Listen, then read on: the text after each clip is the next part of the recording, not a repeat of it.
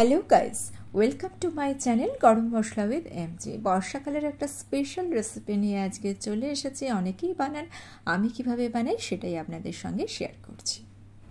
প্রথমে একটা কাতলা মাছের মাথাকে ভালো করে ধুয়ে পরিষ্কার করে নিয়ে এর মধ্যে পরিমাণ মতো লবণ আর হলুদ মাখিয়ে 10 মিনিট মতো রেখে দিয়েছিলাম।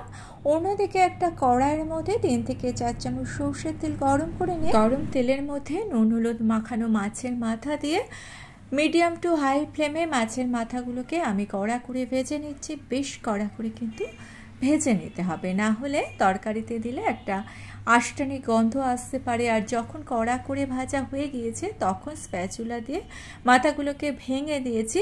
এইবার ভাজা মাথাটাকে তুলে নিয়েছি। অন্যদিকে সবজি নিয়ে নিয়েছি, পুঁই শাক নিয়েছি, পটল নিয়েছি, কুমড়ো নিয়েছি, বেগুন নিয়েছি আর পুঁই শাকের পাতাগুলো আলাদাভাবে রেখে দিয়েছি, ডাঁটাগুলোকে আলাদা রেখেছি। কড়াইতে 3-4 চামচ সরষের তেল দিয়ে তেল গরম করে নিয়ে 4টে মিডিয়াম সাইজের কুচিয়ে নেওয়া পেঁয়াজ দিয়ে দিয়েছি।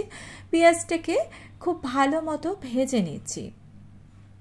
3-4 মিনিট পেঁয়াজটাকে একটু ভেজে নিয়ে এর মধ্যে কেটে রাখা সমস্ত সবজি আমি দিয়ে দিচ্ছি। তবে বেগুনটা এখন অ্যাড করছি না, যেহেতু বেগুন তাড়াতাড়ি নরম হয়ে যায়।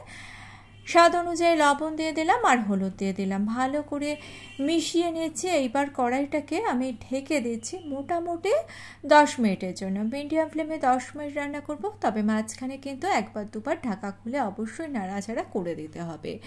দেখুন, সবজি থেকে জল বেরিয়েছে আর সেই জলে কিন্তু সবজি বেশ ভালো মতো সেদ্ধ হয়ে এসেছে। সবজি যখন বেশ ভালো মতো সেদ্ধ হয়ে যাবে তখন এর মধ্যে বেগুনটা দিয়ে দিলাম আর পুঁই শাকের পাতাগুলোকে দিয়ে দিলাম। 10-15 কোয়া রসুনকে ক্রাশ করে রেখেছিলাম সেটা দিয়ে দিলাম, জিরের গুঁড়ো দিয়ে দিলাম, লঙ্কার গুঁড়ো দিয়ে দিলাম, গরম মশলার গুঁড়ো দিয়ে দিলাম আর দিয়ে দিচ্ছি হলুদ গুঁড়ো।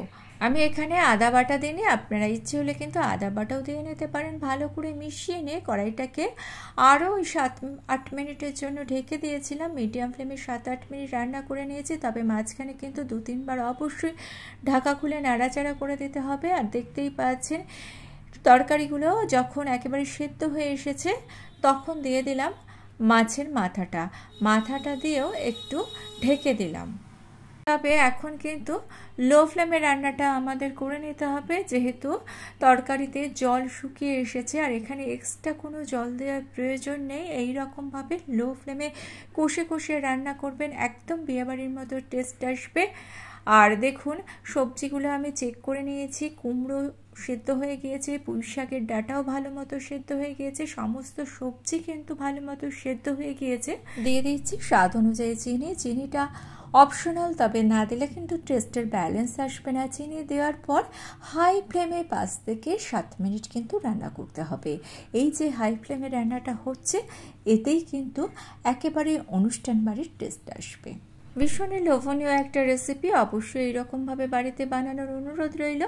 5-7 মিনিট হাই ফ্লেমে রান্না করে নিয়ে এবার গ্যাসের ফ্লেম আমি অফ করে দিয়ে কড়াইটাকে 5 মিনিটের জন্য ঢেকে দিলাম। ফিরে এলাম 5 মিনিট পর। আমাদের পুঁই শাকের চচ্চড়ি পরিবেশনের জন্য একেবারে রেডি। ভিডিওটা ভালো লেগে থাকলে চ্যানেলটা সাবস্ক্রাইব করে নিয়ে পাশে থাকা বেল আইকনটা প্রেস করে দিয়ে অল অপশানটা ক্লিক করে দেবেন, তাহলে যখনই নতুন কোনো ভিডিও আপলোড করব তার নোটিফিকেশন আপনাদের কাছে পৌঁছে যাবে। আজকে এই পর্যন্ত। Thanks for watching.